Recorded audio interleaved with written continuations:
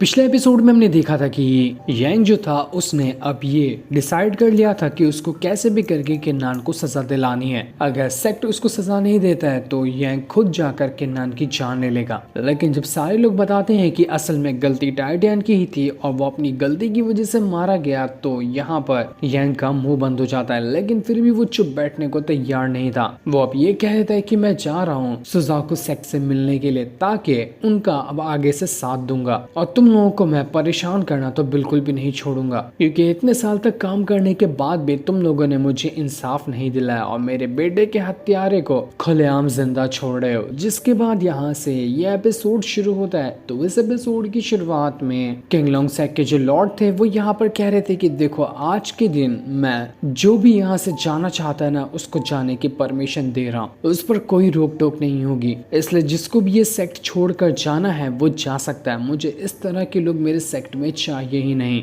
ये सुनकर जितने भी लोग वहां पर मौजूद थे और जो सभी इस किंगलोंग सेक्ट को छोड़कर जाना चाहते थे, वो सभी एक के बाद एक करते हुए वहां से चले जाते हैं। और जितने भी लोग गए थे वो सभी यांग और उसके दोस्त वगैरह ही थे। सभी बदमाश लोग यहाँ से निकल चुके थे। यांग भी जब अपने टाइटियन की लाश को लेकर जा रहा था तो लॉर्ड उसे कहते कि जा तो रहे हो, लेकिन एक बात जाकर उन लोगों से कह देना जो कि तुम्हारा सपोर्ट कर दें कि अपनी उल्टी गिनती गिनना शुरू कर दें। जो भी तुम्हारे सपोर्ट में है ना, उनके भी बुरे दिन बहुत जल्द आने वाले हैं, तो उसके लिए तैयार रहना। इतना कहने के बाद यांग अपने बेटे के साथ वहां से चला जाता है। किन्नान जो था वो लॉर्ड के पास आकर कहता है कि मुझे नहीं पता था कि मामला इतना ज्यादा बिगड़ जाएगा। मुझे लगा कि मैं अपना ये प्लान चलकर दुश्मन को सामने ले आऊंगा, लेकिन यहाँ पर तो बात कुछ और ही हो गई। कई सारे लोग सेट को छोड़कर चले गए। ये सुनकर लॉर्ड उससे कहते कि देखो किन्नान, इसमें तुम्हारी कोई गलती नहीं है। जो भी आज हुआ है ना, मैं तो कहता हूँ कि वो बिल्कुल एक ब्लेसिंग की तरह है हमारे किंगलोंग सेक्ट के लिए। ये बहुत अच्छा हुआ हमारे लिए कि जितने भी बुरे लोग थे वो सब सामने आ गए और वो सब सेक्ट को छोड़कर जा चुके हैं। मुझे इनके जाने से वैसे भी कोई फर्क नहीं पड़ता। जब अगर किसी सिपाही का लड़ते हुए हाथ कट जाए और वो बिल्कुल बेजान की तरह लटक रहा हो तो उसको निकाल कर ही फेंक देना बेहतर होता है। इसी तरह से मैंने इन लोगों को भी निकाल कर बाहर फेंक दिया, क्योंकि ये लोग बस बिना मतलब की तकलीफ दे रहे थे। तो तुम बिल्कुल भी टेंशन मत लो, तुमने जो भी किया है वो बहुत अच्छा किया है। तुम्हारे से मैं बहुत ज्यादा खुश हूँ। इसके बाद लॉर्ड जो थे वो वहां से अपने कमरे की ओर जाने लग जाते हैं। किलिंग एम्पायर जो थे वो लॉर्ड से कहते हैं कि लॉर्ड, क्या अभी जो ये यांग कह रहा था वो सारी बातें सच है क्या? आप बहुत ज्यादा बीमार हैं और आपकी हालत काफी खराब है। हमें सच बताइए, हमें अच्छे से जानना है। तो लॉर्ड किलिंग एम्पायर को वो सारी दवाइयां देते हैं जो कि यांग उनको हमेशा दिया करता था। वो कहते कि जरा ये दवाइयाँ चेक करो कि ये कैसी है। मुझे नहीं पता, बस मुझे यांग दिया करता था और मैं इसको खा लिया करता था। इसलिए किलिंग एम्पायर वो सारी दवाइयाँ चेक करना शुरू कर देते थे। जैसे जैसे वो दवाइयाँ चेक कर रहे थे उनको हैरानी और ज्यादा होते जा रही थी, क्योंकि जितनी भी दवाइयाँ यहाँ पर रखी हुई थी उन सभी के अंदर स्लो पॉइजन रखा गया था, जो धीरे धीरे करते हुए लॉर्ड के शरीर में जा रहा था। और इसी पॉइजन ने लॉर्ड को ठीक करने के बजाय और भी बहुत ज्यादा बीमार कर दिया। ये पॉइजन एक साथ तो उतना असर नहीं करता, पहले शरीर में जाकर जमा होता है और उसको एक ट्रिगर पॉइंट चाहिए होता है। जैसे पॉइजन ट्रिगर किया गया उसी के उसी टाइम जिसके अंदर पॉइजन डाला गया है वो मर जाएगा। और इस पॉइजन का ट्रिगर पॉइंट है वो ही फ्लावर, जो फ्लावर लाने के लिए किन्नान सीक्रेट आइलैंड के अंदर गया था।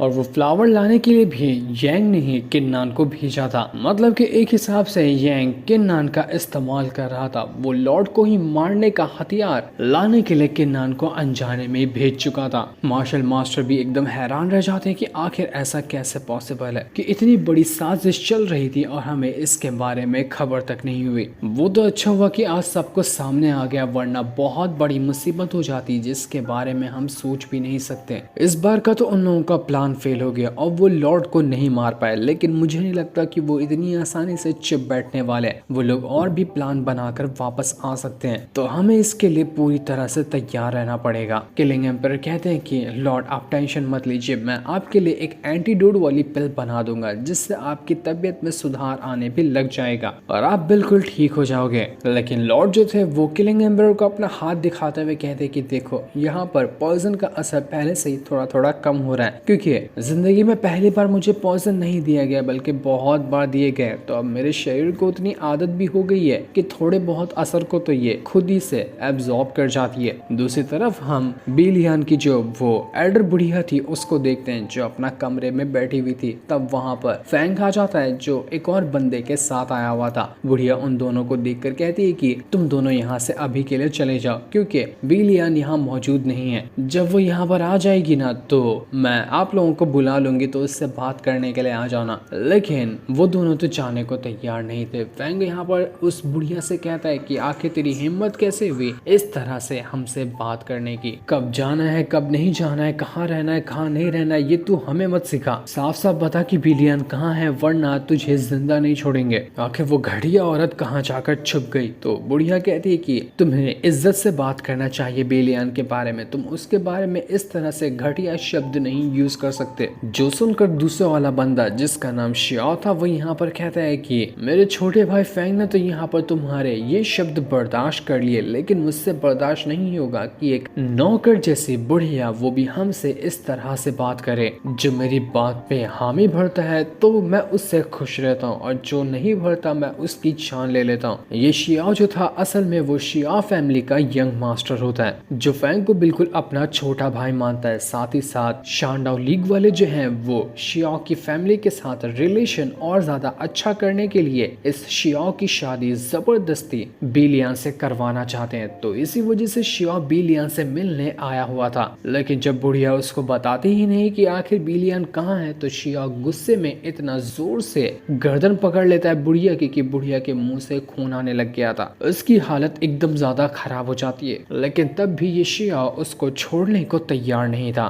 दूसरी तरफ बिलियन जो थी वो किन्नान के कमरे के बाहर होती है लेकिन तब एंजल उसको वहां से भगाते हुए कहती है कि भाग जाओ यहाँ से, तुमने पहले किन्नान की मदद की है मुझे पता है, इसी वजह से मैं तुम्हें बर्दाश्त कर रही हूँ वरना कब का तुम्हारी जान ले ली होती। लेकिन अब से तुम्हें किन्नान की टेंशन लेने की जरूरत नहीं है, मैं हूं ना यहाँ पर, मैं उसको अकेले संभाल सकती हूँ। तो बिलियन कहती है कि पहले की बात अलग थी और अभी की बात अलग है। तुम खुद भी देख सकती हो कि किंगलोंग सेक्ट थोड़ा थोड़ा कमजोर होता जा रहा है और ऐसे में किन्नान को कोई ना कोई तो साथी चाहिए होगा जो उसको प्रोटेक्ट कर सके और किन्नान उसके ऊपर भरोसा कर सके, इसलिए मैं यहाँ पर आई हुई हूँ। लेकिन किन्नान वहाँ पर आने के बाद कहता है कि मुझे किसी का भी सपोर्ट और किसी का भी साथ नहीं चाहिए तो तुम यहाँ से जा सकती हो। एंजल भी कहने लगती है कि मैं भी तो यहाँ पर अपना ब्रेक थ्रू करने वाली हूँ, थोड़ा टाइम और मैं यहाँ पर अपना ब्रेक थ्रू कर जाऊंगी मार्शन सेल रेल्म में, उसके बाद मार्शल एंसेस्टर रेल्म भी रीच करना ज्यादा मुश्किल नहीं होगा। उसके बाद तो तुम जैसे कीड़े मकोड़े मेरे सामने टिक ही नहीं पाएंगे तो तुम किन्नान को क्या ही प्रोटेक्ट कर,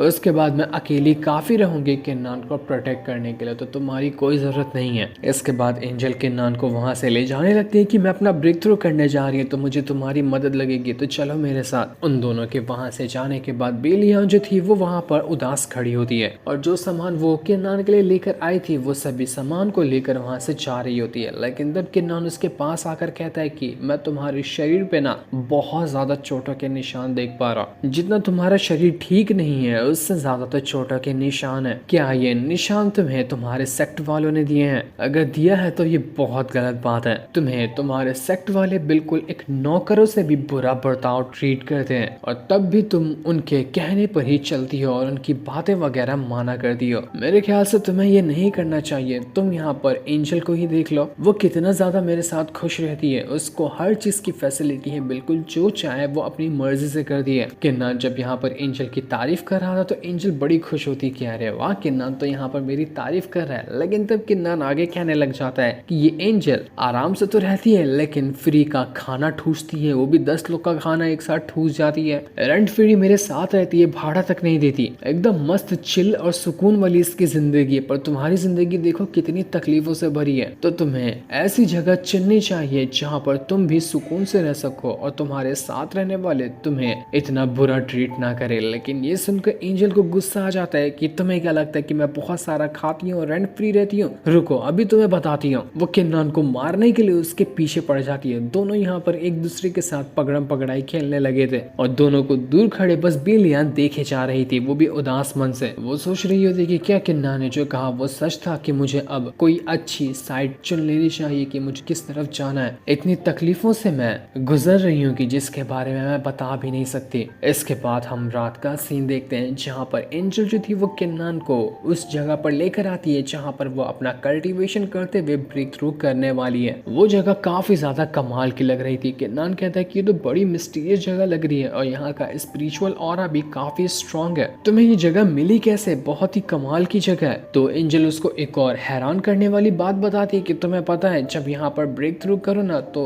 थंडर ट्रिब्यूलेशन से भी नहीं गुजरना पड़ता है और बिना उसके भी आसानी से तुम्हारा ब्रेक थ्रू हो जाता है। इस जगह के बारे में मुझे लॉर्ड ने ही बताया है और उनकी ही मदद से मैं इस जगह को ढूंढ पाई हूँ। जो सुनकर तो किन्नान का दिमाग घूम जाता है कि आखिर लॉर्ड ने मेरे साथ ऐसा क्यों किया, मैं इतनी मुश्किल से थंडर ट्रिब्यूलेशन से गुजरा था, वो भी तो मुझे इस जगह के बारे में बता सकते थे ना। लॉर्ड आपने बिल्कुल ठीक नहीं किया, मुझे कितनी तकलीफ हुई थी थंडर ट्रिब्यूलेशन से गुजरने में। एंजल जो थी वो अपनी पावर का इस्तेमाल करके खुद को वापस से बड़ा कर लेती है क्योंकि असल में तो वो ब्रेक थ्रू करने के बाद बड़ी हो ही चुकी थी, लेकिन दुनिया की नजरों में वो खुद को छोटी बच्ची बनाए रखती है। और अब जो वो वापस से ब्रेक थ्रू करेगी तो वो और ही ज्यादा पावरफुल बन जाने वाली है, लेकिन तब भी वो शायद खुद को दुनिया की नजरों में बच्ची ही बना कर रखेगी ताकि किसी को शक ना हो कि असल में एंजल की रियल पावर है क्या। एंजल किन्ना से कहती कि किन्ना देखो, मैं यहाँ पर ना अपना ब्रेक थ्रू कर रही हूँ और मुझे यहाँ पर कोई डिस्टर्ब वाला नहीं चाहिए, तो तुम बिल्कुल जाओ और चारों तरफ से निगरानी रखना